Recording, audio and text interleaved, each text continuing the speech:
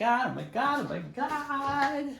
Hi, I'm Jordan Reeves, Executive Director of VideoOut, and I'm so excited to tell you if we raise $1,000, GoFundMe charity will double that for us. Each story costs us about $75 to edit and share online. Our goal is to raise $3,750. That's 50 stories in 30 days. If we do this matching program and we raise $3,700 on May 5th, that will give us 50 stories by June 5th. Now, Pride this year is surely going to look a little bit different, but that doesn't mean that we're not here. Queer people are still proud. We still want to march against the injustices and the prejudices that oppress us. And what better way to do that than to raise our voices across the internet, across the world, through a platform like VideoOut. I want to tell you 3 stories of how VideoOut is making a difference.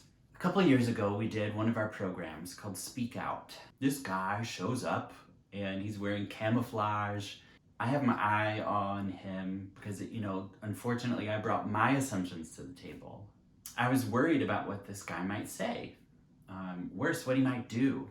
The program started and speakers started sharing their stories, and he was sort of seated in his chair and paying attention, being as nice as he could possibly be. After the program was over, this guy comes up to me and he says, "Is this your program?" I said, "Well, it's VideoOut." So he was like, "No, did you do this?" I was like, "Yeah, I work for VideoOut."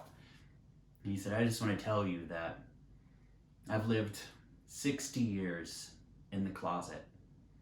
And after hearing these stories, I'm going to go home and tell my family that I'm queer." My jaw hit the floor. I could not believe it. So our stories have the power to inspire people to live as their most authentic self. They have the power to erase the fear and the uncertainty of our existence and embolden us to tell our truth. So we also do this program where we go out into the community and we bring people together around queer voices and highlight the challenges that local queer people are facing. I was so naive at the start of the program, so I gathered a bunch of people, and one of my advisors said, "You have to involve people who live and work in the community."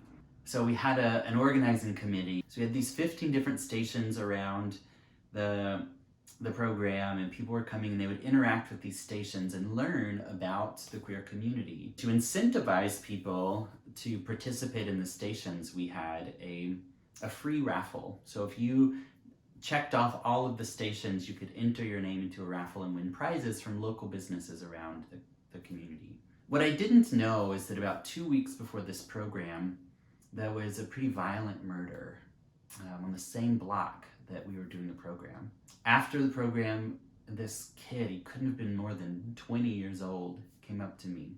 He said, "I just want to let you know that I've lived here my whole life, and I've always thought that everybody was against us. Nobody has ever done anything kind for this community, and I really appreciate you being here."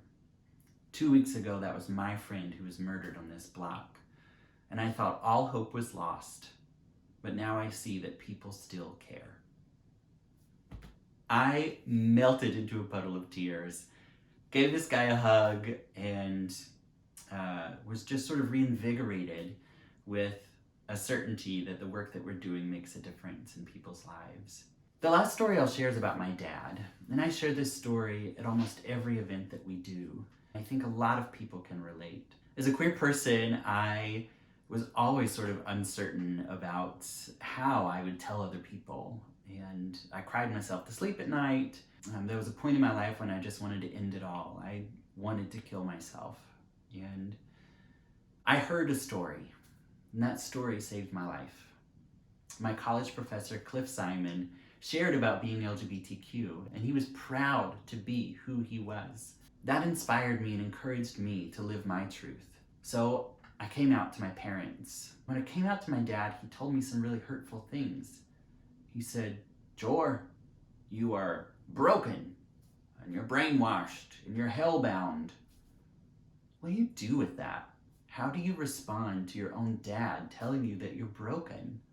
Someone who my whole life had loved me and protected me and cared for me, all of a sudden is telling me that I am not who I should be. I continued to be myself as hard as it was, and over the course of about 15 years now, I've just shared story after story with my dad, many of them that exist on the VideoOut platform. A couple of years ago, I was talking with my dad. I don't know, we were probably chatting about Auburn football, something I know nothing about. And my dad said, "Jor, I just want to let you know, if anybody tries to take your rights away, I'll be the first one to stand up for you." This is my dad, the same person who told me that I was broken and brainwashed and hellbound. And the stories softened his heart. They changed his perception about the queer community. And they allowed him to see that we share a humanity and that all that we want is to be equal. Our stories are so powerful. And if we can share them, then we can dismantle the hatred. We can challenge the prejudice.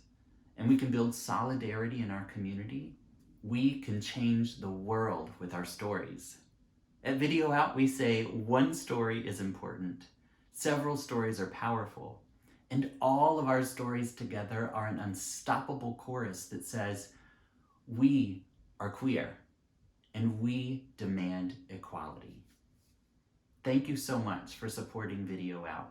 Your donation is so appreciated. From the bottom of my heart, I love you, and we will not stop fighting for equality.